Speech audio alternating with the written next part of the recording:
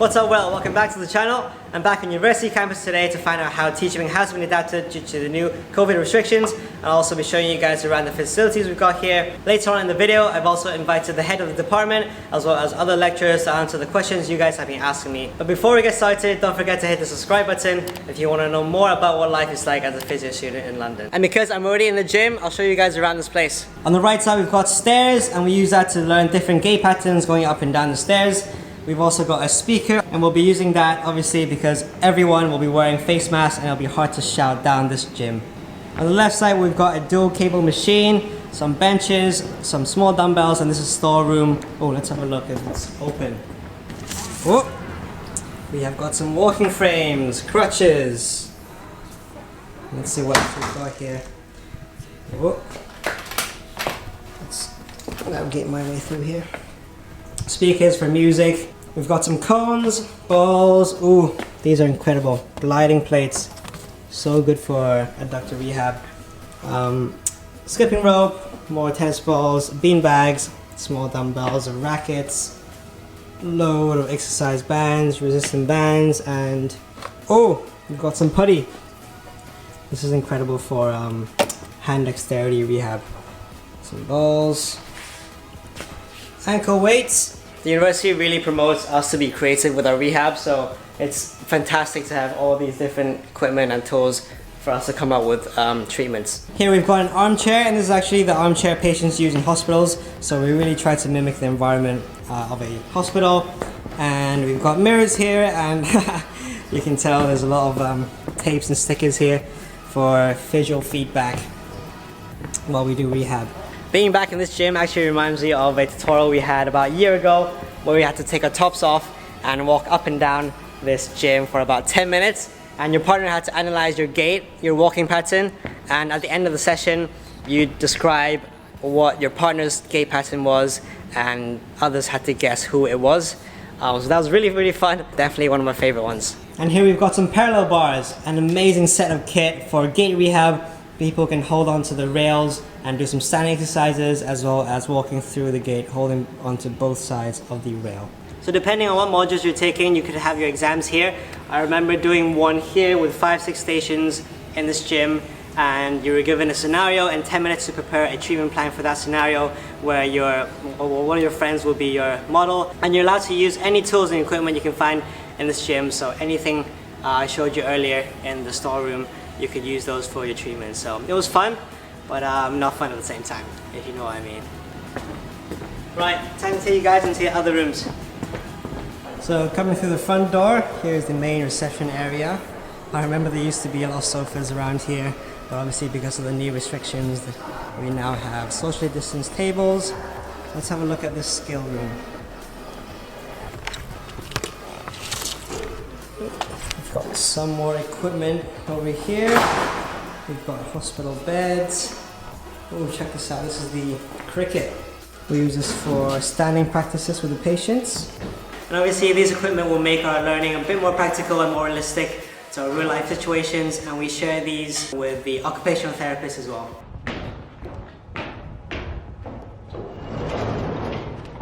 But let's head upstairs to where we have most of our tutorials. Lift or stairs? Lift, stairs. Yeah, of course stairs. Of course.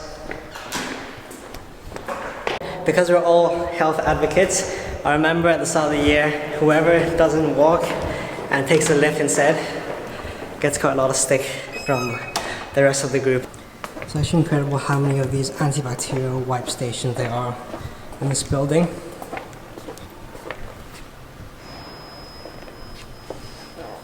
Much needed. Here we go. Ta-da! So we have most of our tutorials in these rooms. There are actually now 6 student bubbles. So 1, 2, 3, 4, 5, and 6. So students are only allowed to have practical hands-on assessments and treatments within their bubble. I totally understand why you guys watching this video right now will be worried about coming back into uni, having face-to-face teaching and being in close contact with your colleagues and lecturers, but I've got someone special, actually a few of them, to reassure you of that. And by the way, meet my friend Jimenez. John, how has teaching been adapted due to the new COVID restrictions? Okay, that's a good question. We've made lots of changes. Many changes have been forced upon us. The team have been fantastic. They have taken to it with great energy, and they have been adapting all of their teaching. And there's two main ways in which we've adapted. One is the development of a lot of interactive online material for our students.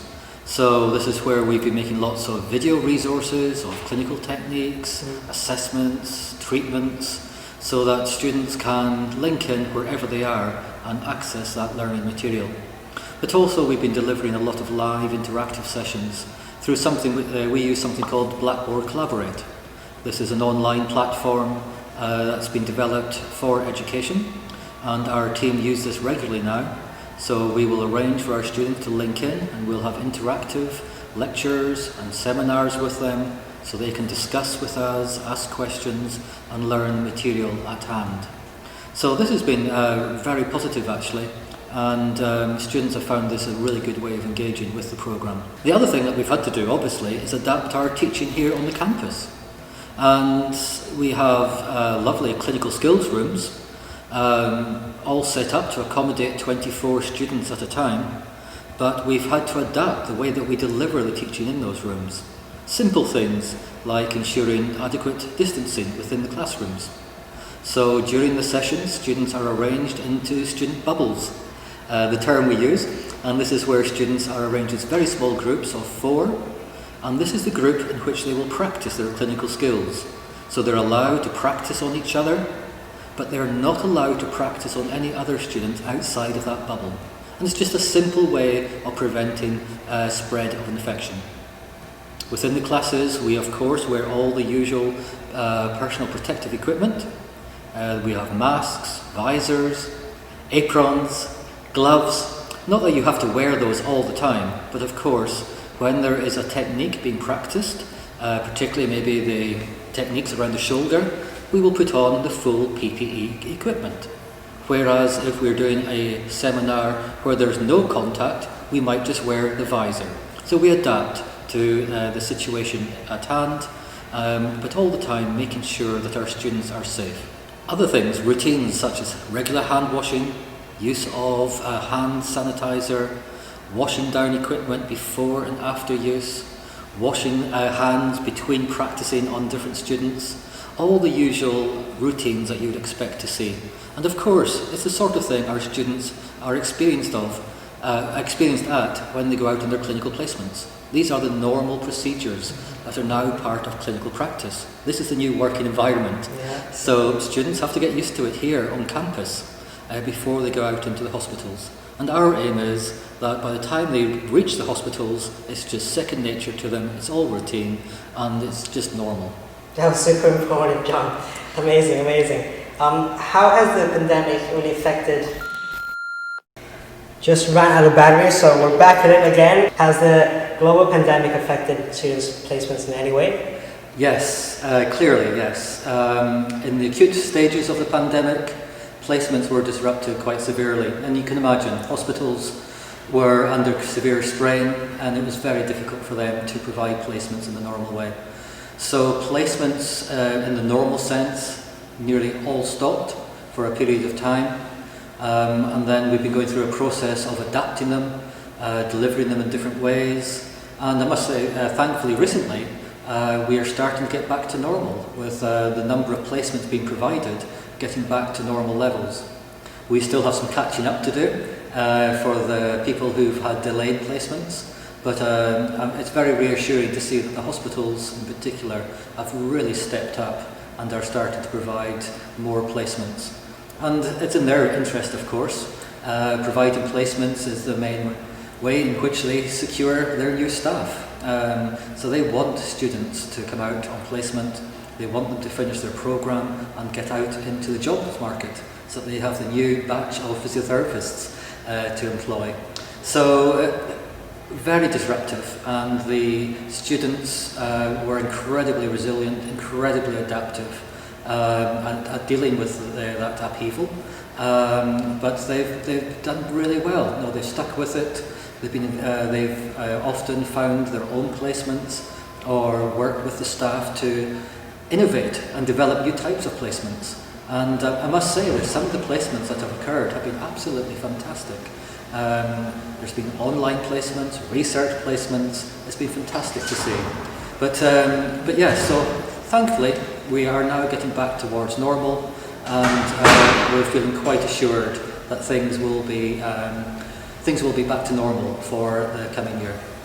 Right, Tom, should students be worried about coming into uni and having face-to-face teaching again? I don't think so, no.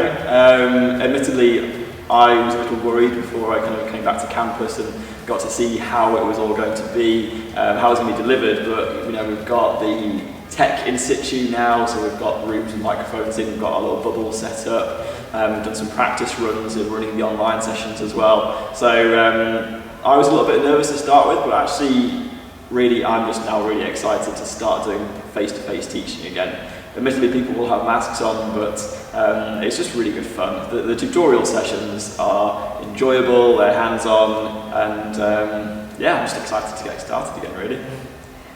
Yeah, so I think, as always, Brunel does have quite a good reputation, I think, for how accessible staff are. Arguably now, staff are probably even more accessible because of how easy it is just to jump on a 15-20 minute call with somebody, video call. But we're not just going to be doing video calls. Even after we finish recording this, I'm going to have a face-to-face meeting with a student to go for a walk around campus. I mean, luckily I normally do walking meetings anyway, but given that we're kind of meant to be limiting the amount of face-to-face contact now, I know that a lot of the staff actually are quite excited at the prospect of going for a little walk, a lap of the campus with students, so that we can actually have that face-to-face interaction still. Finally, have you got any advice for new students that are coming in, so whether that's the BSc course or the Master's course? I think all I would say is that the Covid-19 pandemic has done nothing but show that going into healthcare is an amazing profession to go into. You certainly have job security at a time when there's lots of insecurity around things like employment, but also the massive numbers of people who went back into doing clinical work, who had been working in community posts, or people who stepped outside their comfort zone. The pandemic, I think, has really just shone quite an amazing light on healthcare professionals across the board, obviously including physiotherapists. So, you're choosing an awesome profession to go into, of physiotherapy, but also just an awesome career path of working in healthcare, I think. Didn't you go back into working as well during the pandemic? I did, yeah. I did 5 weeks back, kind of at the height of the pandemic, back at my old hospital again, which, again, I got to work with. I was working on ICU with colleagues who had specialised in MSK years ago. One of my colleagues who's a specialist in treating people who have got chronic pain after suffering torture. It's a million miles away from working on intensive care. But there we were doing night shifts together and, eating the food which we were getting sent in the staff room. So yeah, it was a pretty awesome feeling of togetherness, I would say. Well, there you have it. You heard it from the two main men. One thing I really love about being at Brunel is that close-knit relationship between students and the staff. We address each other by our first names, something I haven't done in the past. But thank you guys for tuning into this video. I hope you enjoyed this one. I've got a few interesting video planned for next week, so stay tuned for that. Don't forget to subscribe, all that jazz, and I'll see you guys in the next one.